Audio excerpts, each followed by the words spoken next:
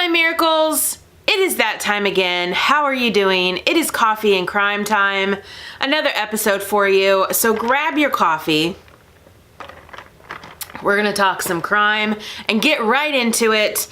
On November 23rd, 2012, at 7:30 p.m., 17-year-old Jordan Davis, Leland Brunson, Tommy Strones, and Tevin Thompson stopped at the Gates gas station located at 8251 Southside Boulevard in Jacksonville, Florida.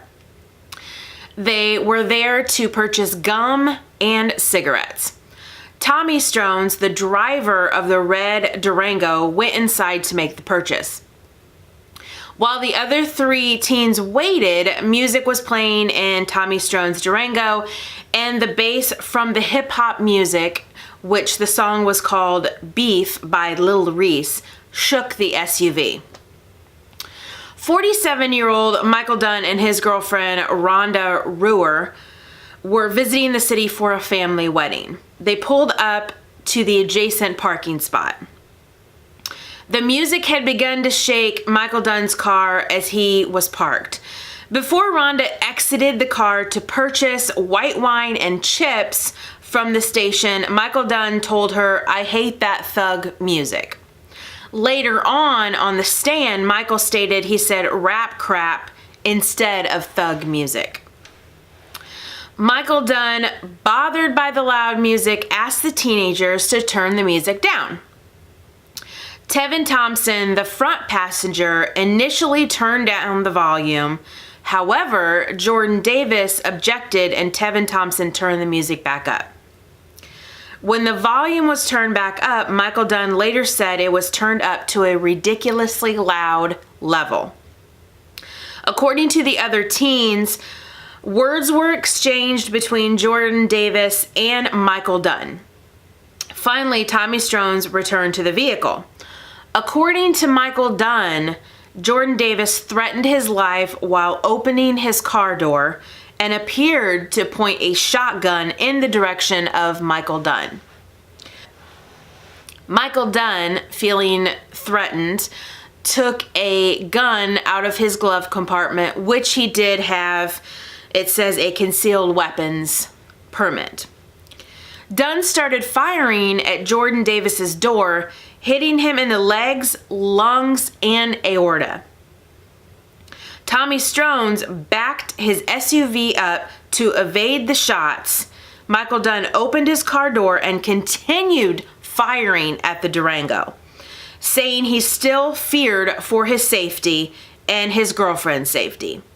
Tommy Strones drove a short distance to a nearby parking lot, stopped to find Jordan Davis gasping for air.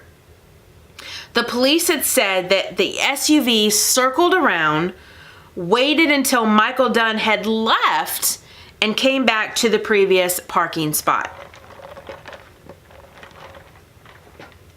After the shooting, guys, Rhonda returned to the car. Her and Michael went back to the hotel, ordered pizza. Michael Dunn did not contact the police. The following morning, Rhonda was watching the news, which reported that Jordan Davis had died. So Rhonda and Michael, what did they do? Did they go to the police? Oh no. They abandoned their plans and headed back to Satellite Beach. Michael Dunn's license plate was reported by an eyewitness at the crime scene, and he was eventually arrested. So Michael Dunn was put on trial in February 2014, which ended in a mistrial due to the jury not being able to reach an agreement on Michael Dunn's first-degree murder. So another trial was set for September 2014. On October 1st, 2014, Michael Dunn was found guilty and sentenced to life in prison without parole plus 90 years. So here are my, questions or problems with what I did research on.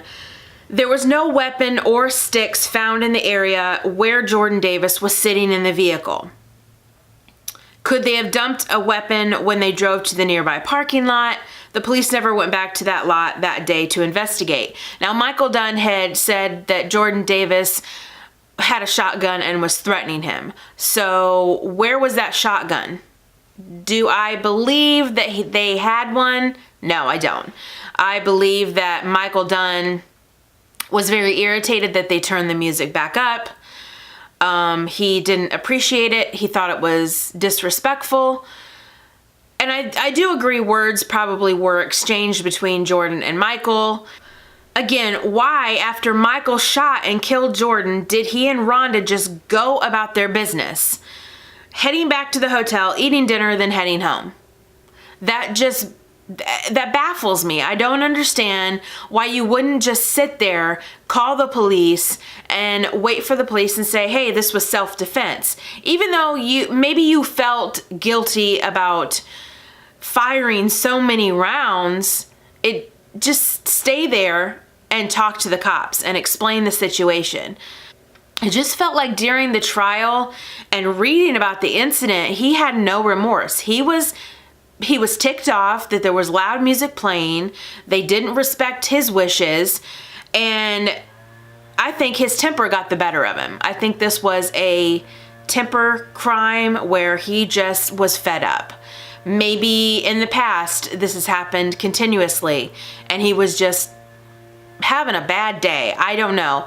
But a life was taken because of his temper. And that's what it boils down to. So the research that I did was, of course, YouTube, Wikipedia. There is a documentary called 3.5 Minutes, 10 Bullets. And that I gained a lot of, interesting facts and stuff from that documentary.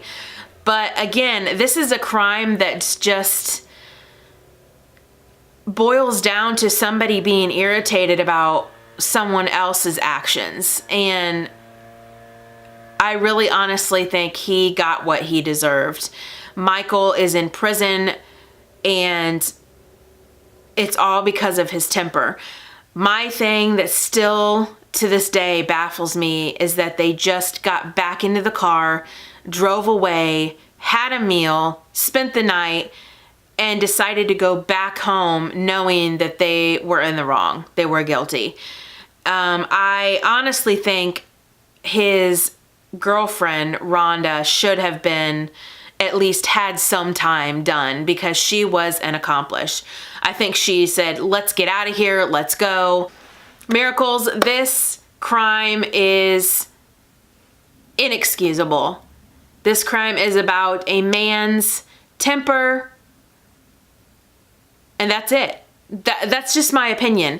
If he realized that they were not going to comply with his wishes, just sit there, wait for your girlfriend to get back into the car and leave. That split second of his temper just being enraged drove him to kill an innocent individual. So that is it for this week's Coffee and Crime. I hope you guys enjoyed it. If you are not yet a miracle and want to be, click that subscribe button, watch a miracle happen, click the notification bell, like this video. I love you guys.